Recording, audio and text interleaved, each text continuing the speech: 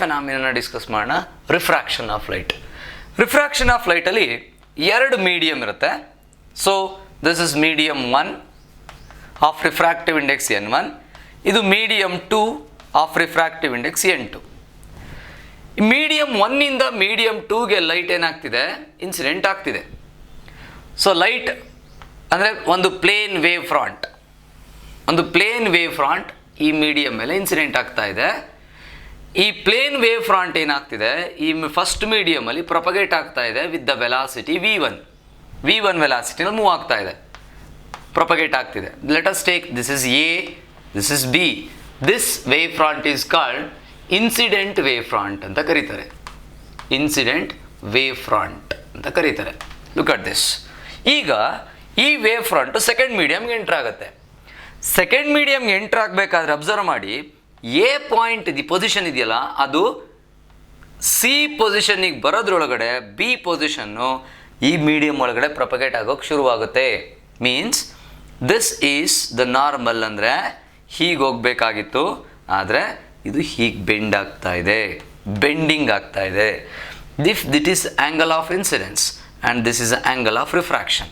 ಈಗ ಅಬ್ಸರ್ವ್ ಮಾಡಿ, ಈ ಐನ ಡಿಕ್ರೀಸ್ ಮಾಡಿದ್ರೆ ಇದು ಹೀಗೆ ಮೂವ್ ಆಗುತ್ತೆ, ಅಂದರೆ this angle is equal to this angle. Understood? C ಪಾಯಿಂಟಿಂದ ಒಂದು ಪರ್ಪೆಂಡಿಕ್ಯುಲರ್ ಲೈನ್ನ ಡ್ರಾ ಮಾಡಿ. This a perpendicular line. This is another wave front D, C D. This wave front is refracted wave front. Refracted wave front ಇದು, ನೆನ್ಪಿಟ್ಕೊಳ್ಳಿ. ಈಗ ಈ ಆ್ಯಂಗಲ್ನ ಕಮ್ಮಿ ಮಾಡಿದ್ರೆ ಇದು ಹಿಂಗೆ ಹೋಗುತ್ತೆ. This is a angle of refraction. ಈಗ ಎರಡು ಟ್ರಯಾಂಗಲ್ ಸಿಕ್ತು ನೋಡಿ. So from triangle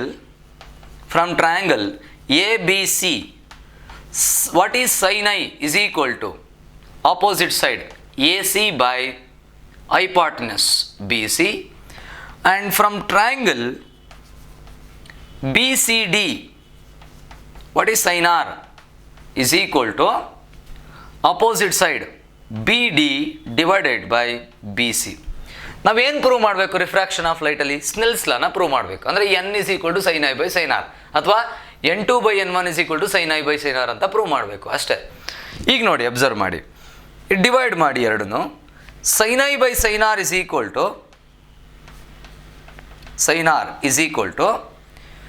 AC divided by BC into BC divided by BD.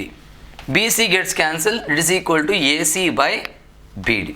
Now we have to find out this AC by BD. Look at this.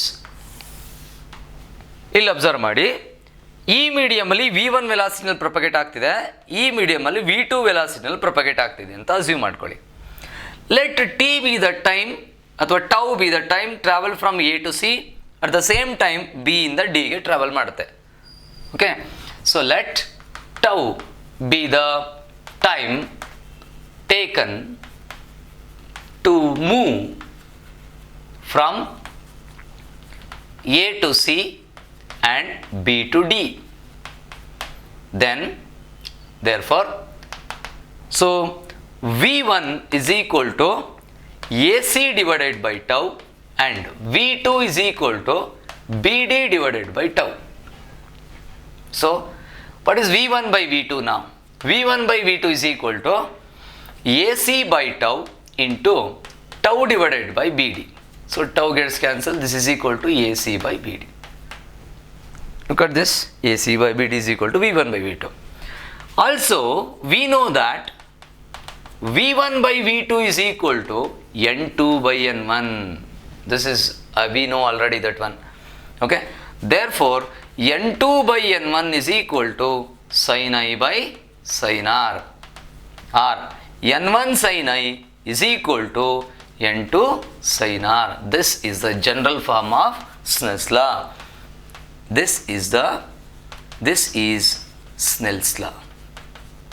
Hence the proof. ರಿಫ್ರಾಕ್ಷನ್ನ prove ಮಾಡಿದ್ದೀವಿ ನಾವೀಗ.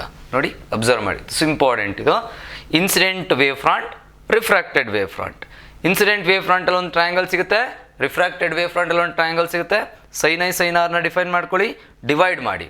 ಆಮೇಲೆ v1 velocity ಬರ್ಕೊಳ್ಳಿ, v2 velocity ಬರ್ಕೊಳ್ಳಿ, same time ಇರುತ್ತೆ tau, divide ಮಾಡಿ AC/BC ಇಲ್ಲಿ ಏನಿದೆಯೋ ಅದು ಬರುತ್ತೆ.